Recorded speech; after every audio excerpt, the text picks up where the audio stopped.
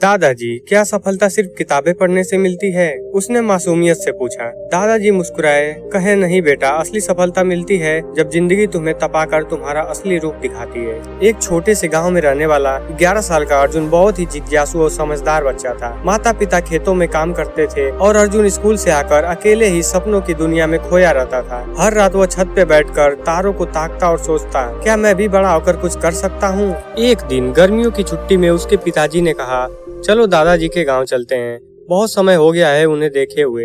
अर्जुन बहुत ही उत्साहित हो गया और गांव पहुंचते ही दादाजी से चिपक गया।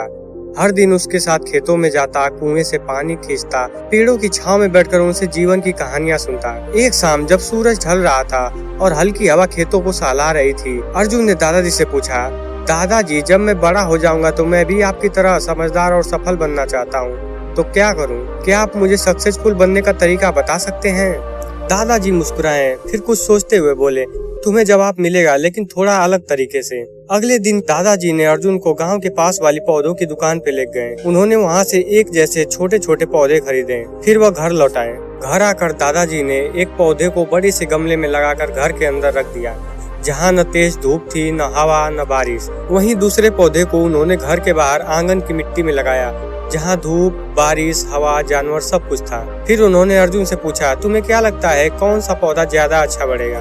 अर्जुन ने बिना ज्यादा सोचे कहा, जो घर के अंदर है वही ज्यादा सेफ रहेगा, उसे धूप, बारिश से कोई खतरा नहीं रहेगा, तो वही पौधा अच्छा बढ़ेगा। दादाजी ने सिर हिलाया लेकिन कुछ बोले नहीं, बस कहा, ठीक है बेटा, समय ही बताएगा। समय बीतता गया। 4 साल बाद अब अर्जुन 15 साल का हो गया था। स्कूल में अच्छे नंबर लाता, लेकिन तब भी जिंदगी और सफलता को लेकर सवालों में भरा रहता। एक बार फिर से वो दादाजी से मिलने उनके गांव आया। इस बार उसने आते ही उनसे कहा, दादाजी, आपने मुझसे 4 साल पहले वादा किया था, तो आप मुझे सक्सेस का तरीका आप बताएं।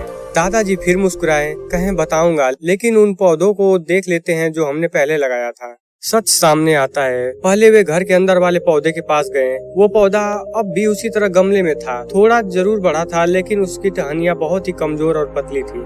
उसके आसपास मिट्टी भी उतनी नहीं थी और हवा न लगने के कारण उसकी जड़ें भी फैली नहीं थी। फिर वे बाहर आंगन में आ गए और वहाँ पर एक विशालकाय पेड़ खड़ा था। उसकी टहनियाँ इतनी लंबी थी कि पूरे आंगन को ढक रही थी।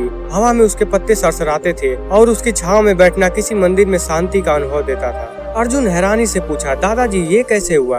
वो अंदर वाला पौधा तो सेफ था, फिर भी इतना छोटा रह गया, लेकिन ये तूफानों के बीच में खड़ा रहा, फिर भी इतना विशाल कैसे हो गया?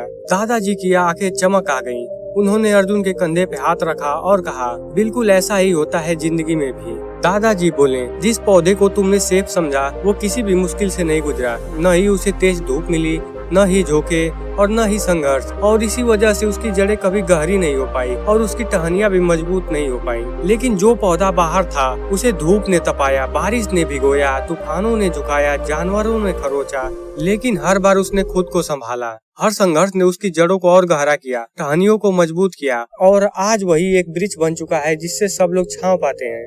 अर्जुन ध्यान से सुन रहा था। दादाजी की बातें उसके दिल में उतर रही थी। दादाजी ने कहा, बेटा, याद रखना, जो मुश्किलों से डर गया वो कभी ऊंचा नहीं उठ सकता है, जो मुश्किलों से लड़ गया वही विशाल बनता है। उस दिन से अर्जुन ने सिर्फ एक पेड़ नहीं देखा, उसने जिंदगी का सच देख लिया। वो समझ गया कि अगर वो भी सफलता चाहता है तो उसे कंफर्ट जोन से बाहर निकलना होगा, हर मुश्किल से लड़ना होगा, टूटना पड़े तो भी फिर उठना होगा। तो दोस्तों, आप भी सोचिए, क्या आप अपने जीवन में गमले वाले पौधे की तरह सेफ रहना चाहते हैं, या जो तूफानों से लड़कर खुद को साबित करते हुए एक मजबूत और विशाल पेड़ बनना चाहते हैं? अगर आज आप अपनी जिंदगियों से संघर्ष करते हैं तो खुश हो जाइए, क्योंकि आप अभी विशाल बनने की प्रक्रिया में हैं। अगर ये कहानी आपको प्रेरित करती है तो इसे दूसरे तक जरूर पहुंचाइए, शेयर कीजिए, ताकि शायद कोई अर्जुन की तरह इस कहानी से अपनी सोच को बदल ले।